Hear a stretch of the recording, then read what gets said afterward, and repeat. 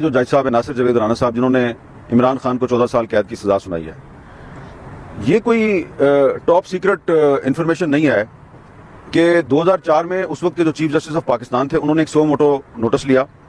ایک وکیل تھے وہاب الخیری، تو یہ جج صاحب جو ہیں انہوں نے اس کو کورٹ میں بلائے بغیر ہی، سمن کیے بغیر ہی، ان کو پروڈیوس کیے بغیر ہی ان کا فزیکل ریمانڈ دے دیا تھا.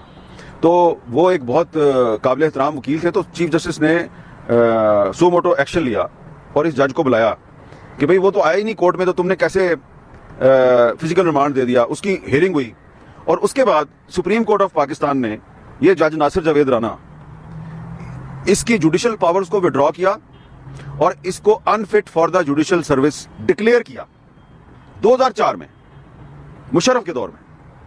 اور اس کے بعد 2022 میں دوبارہ جو ہے شہباز شریف صاحب کی حکومت جو ہے اس کو اکاؤنٹیبلٹی کورٹ کا جج بنا دیتی ہے. اب مجھے آپ یہ بتائیں کہ ایک جج صاحب جو ہیں ان کو سپریم کورٹ آف پاکستان نے unfit for the judicial service declare کیا ہوا ہے، وہ کیسے جناب ان کو آپ نے پاک صاف کر کے اور دوبارہ لگا دیا.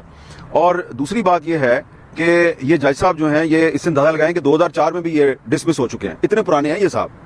تو یہ بار بار جو ہے وہ فیصلہ مؤخر کر رہے تھے، بار بار فیصلہ مؤخر کر رہے تھے، کہہ رہے تھے میں کورس کرنے جا رہا ہوں. بھائی آپ کیا کورس کرنے جا رہے تھے؟ آپ پہلے تو یہ بتائیں کہ 2004 میں جو آپ کو ڈسمس کیا تھا تو آپ دوبارہ پھر جج کیسے بن گئے؟ ہمیں نہیں پتا کیسے بن گئے.